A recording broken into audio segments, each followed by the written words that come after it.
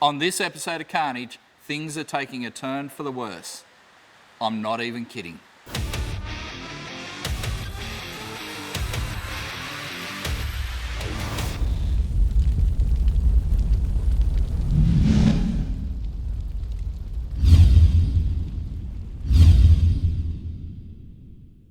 Well, today is going to be one of those days, it looks like. So I took the discs down to get machined. As you can see, that one's nicely machined. It's all good. Turns out we couldn't machine this one because the bearing cup is actually loose in there. Of course, oh, there it is. So it just spins around in the hub. So I'm going to have to knock that out and replace the hub. Now, I went down to Valiant Spares and got another hub and disc. The disc probably is right on the border of whether it's too thin or not. So you might say, why not use this? Well, I can't because of two reasons. One, the disc needs machining and it's also kind of might be too thin. The other is it has the wrong studs in it. So this one has left-hand thread studs in it, and this one has right-hand thread studs in it. This is a thing Valiant did way back in the day. They put left-hand thread studs on the left-hand side of the car, right-hand thread on the right-hand side. Of course, this is my right-hand side disc, so I'll need those right-hand studs, or I want them. And now I have to knock them out of there.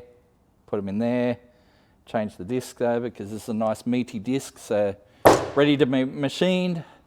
And the hits keep on coming. So I also grabbed some ball joints. Here is our brand new lower ball joint. Now I got warned about this when I bought them, and the guys down there said just be careful because on this particular model, they used two different size bolts. That's our bolt. That's our ball joint. Bolt does not go through ball joint. And that's what I got warned about. So we actually have to drill out the holes in the ball joint for the bigger bolts because they do not make a ball joint with the correct size holes, apparently. Old car things. So we're going to take our disc over to the hydraulic press, press out the studs, press in the studs into the other one, change discs and hubs and things around. This is going to suck. Come and join the suck.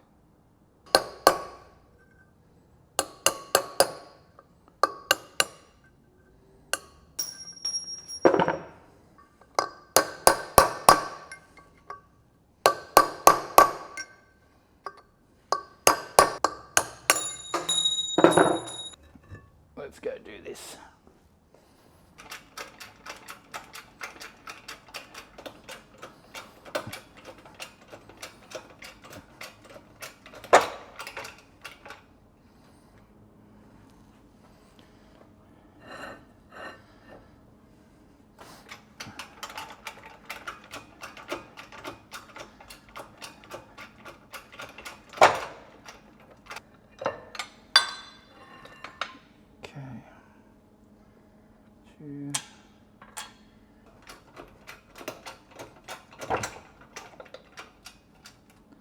So we talked about right and left-handed threads before and studs. Well, Chrysler in their wisdom, well, not that wise because they put left-handed studs in there in the first place, but anyway, they have R for right and L for left on the end of the stud. So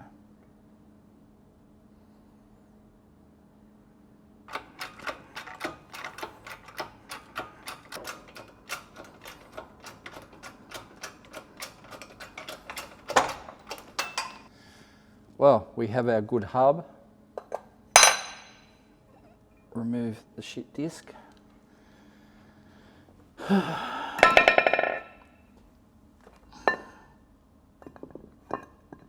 now we're going to combine our good disc with our good hub and our right-hand thread studs.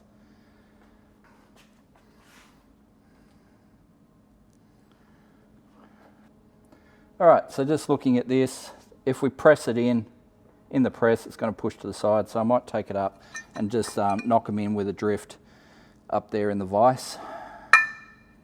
Make it happen. So let's take this back up to the workshop. Put it all together. All right, just got to smash in these wheel studs. Now my brass drift has gone walkabout. Tools have a habit of doing that, but anyway, all I could find was this brass hammer. So it's hammer time.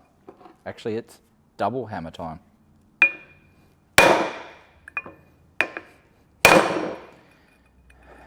It's not dumb if it works.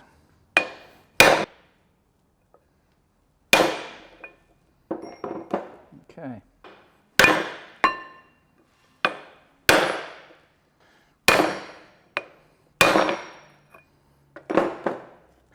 All right, might just have to clean up the threads on this one. It's also a little bit on the piss, but anyway. And that one too needs a bit of a clean up. All right, I'll clean them up. We'll get them in. Get this thing to the bloody machine shop so I can get these discs machined and we'll get the fucking things on the car. Excuse my language, but I am over this day. It's been a shit day.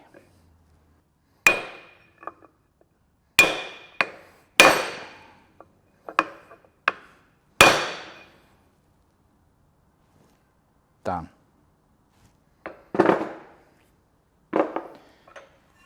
All right, let's get some cones in it and get it down to the machinist.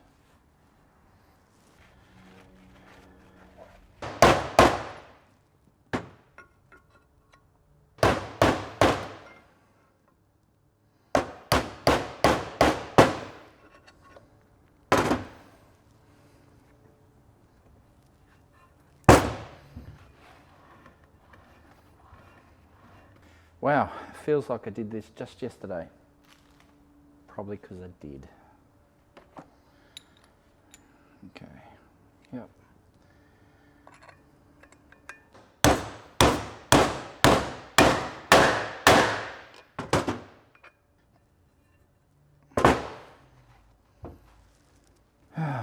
The last one, hopefully.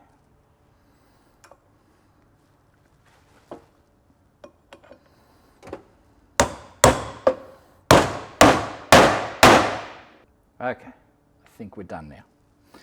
All right, let's get it down to the machine shop. Get these discs machined, or at least this one. The other one's already done. Now we're up to the point of drilling out our ball joints. I have a 9/16 drill bit here, very fancy one, cost $42. Anyway, I'll lock her up in the press. Drill some holes a bit bigger. That is the plan.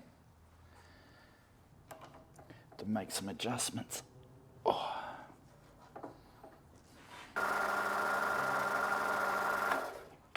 I think that's a bit quick. So yeah, just looking at our speed charts here inside the top. 9/16 falls in this category for steel. 9/16, we're looking at 600 RPM.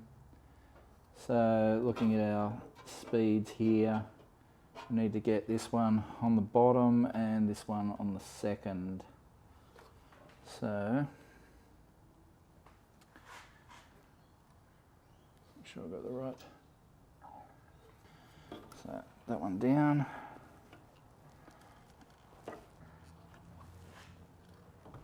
That one on there. And now this one to there. All right, let's have a look.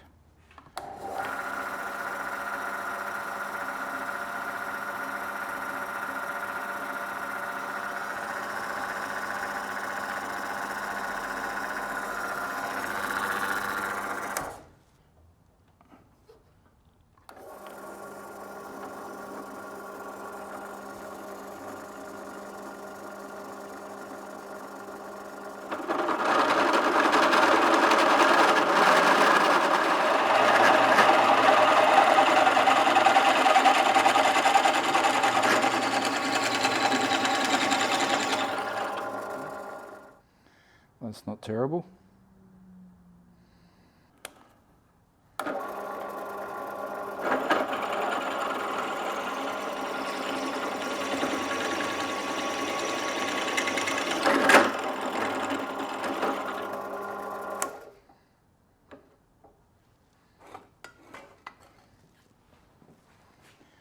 Alrighty. Don't try this at home, kids.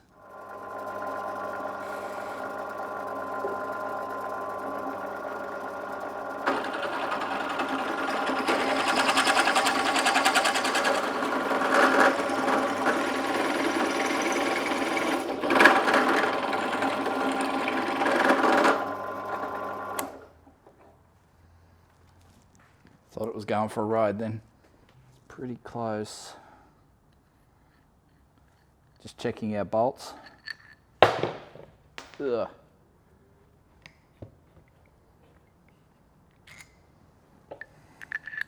Yep, that one goes in. That one's a bit tight, so might have to just give it a slight bit more time with the drill bit, or maybe go in from the other end. It's going to work though.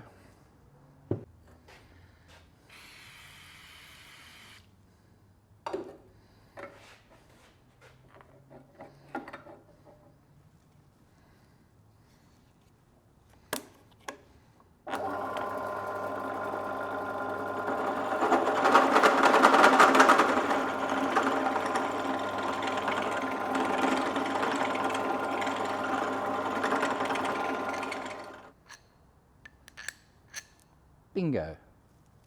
All right, number 2.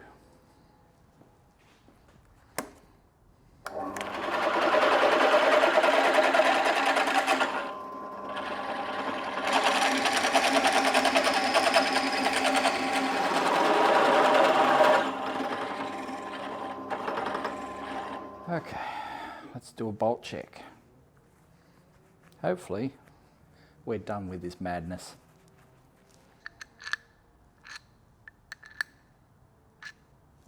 Well, I didn't really want to do it this way. Wouldn't have been my choice, but sometimes you got to do what you got to do. I keep saying that a lot lately, but I need this to happen. And we've already lost a day because of all our brake issues. So when we get our brake discs back, we'll finish up with our stub axles. They're in the bead blaster at the moment, obviously keeping the beads away from the machined surfaces. But yeah, these should bolt straight up now. Get some new ball joints in this thing, new brakes, new everything basically.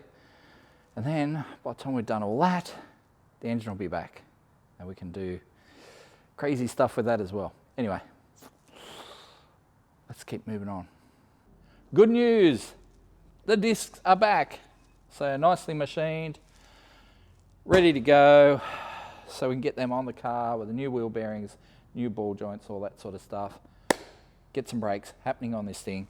A few people may ask, and I predict they will ask, why aren't I putting new discs on this? Well, sure, discs are available. Yes, I could put new discs. I could do new hubs, all that.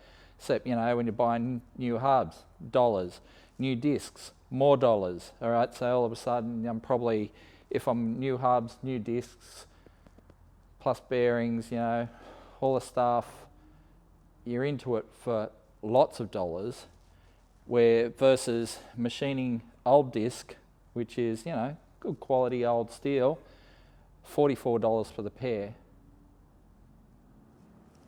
you know, versus hundreds of dollars. I'll take the $44, thanks. So, got all their gear there. I figure once we get those parts out of the bead blaster, tomorrow we're going to get some brakes on this thing. So I've spent most of the morning bead blasting parts and that sort of thing. So I've got stuff in our little paint booth, just drying at the moment. So I figure we might as well rip the front end out of this thing. Not the whole front end, you know, but at least our stub axles and our drum brakes and all that sort of stuff. We'll disconnect all them, get them out. I can transfer them onto that wagon at home, so it's on wheels again, and have this one ready to accept all the new brake hardware. So let's make it so.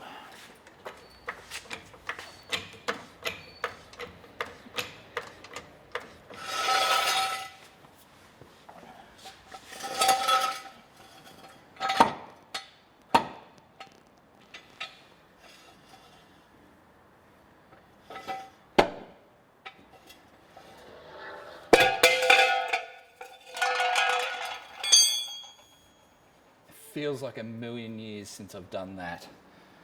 Who has hubcaps anymore?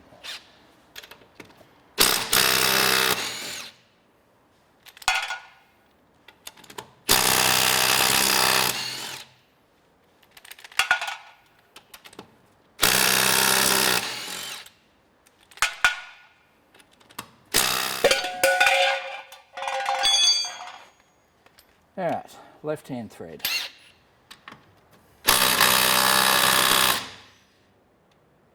Yeah, it definitely says L on it. Yep.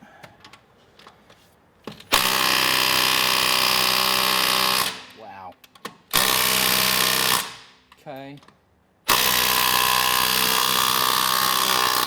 Yep, there we go.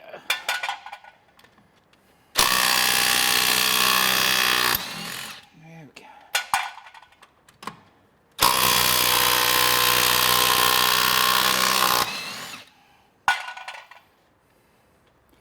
Maybe the battery's a bit down. Get the big Bertha, 9 amp hour.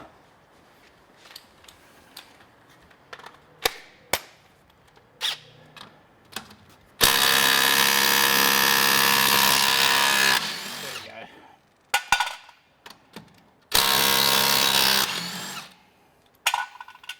Wow, someone really did those up tight. So first job is to take the pressure off the torsion bar.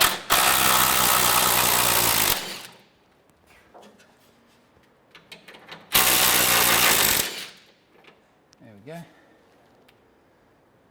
Simple as that.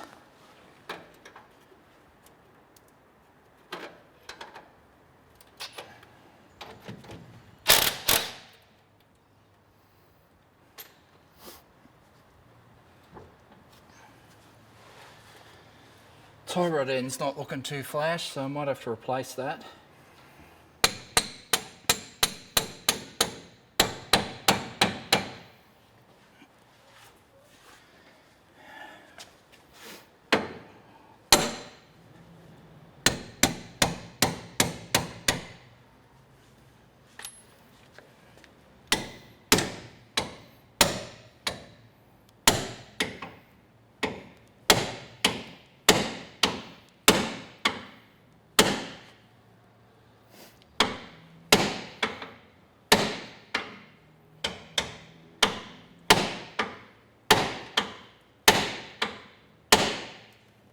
Okay, it's been difficult.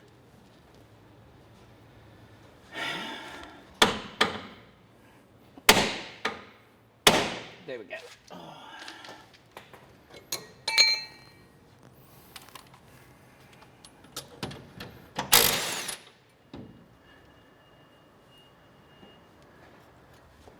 I don't usually like using these because they tear up the boots of the ball joints. So if you want to reuse a ball joint, it tends to tear up the boots.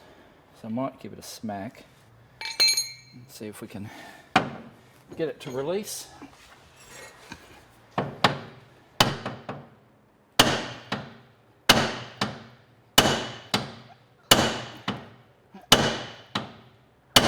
we go.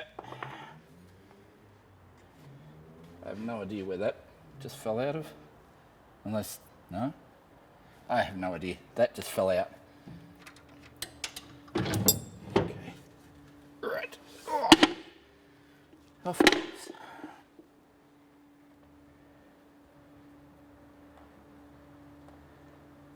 That actually feels all right. Probably could use some grease.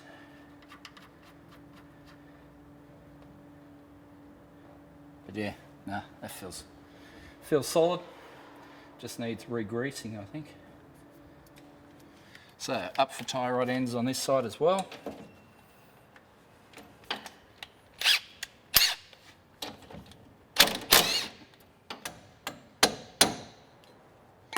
That was easy.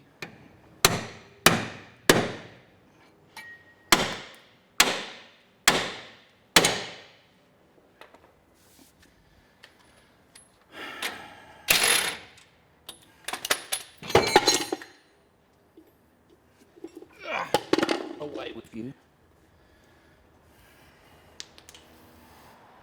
Right. Looks like we've got more part shopping to do. So I figure while we're under here, I should take a look at this chassis rail. We saw what the wagon was like. It was pretty bad. We had to do a nice repair under there and it's all perfect now. I don't know about this ute. I mean, the ute is pretty good condition, the whole thing, but these Valiants, man, they almost all cracked the chassis rail. Here we got a rust hole there. So there's a bit of a crack that runs sort of along there and across there. And then, well, as you can see, I just stuck the screwdriver up into the chassis rail, so. Man.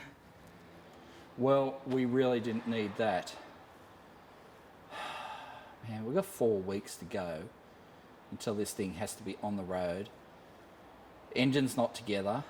Now we've got issues with the chassis rail, so I'm going to have to drop the K-frame out of it, steering box, grind it all back, cut out all the affected area, and replace it with fresh metal. This may really hurt us, you know. Anyway, I guess we're going to seal this on a future episode of Carnage because this is not a today job. Catch us next time.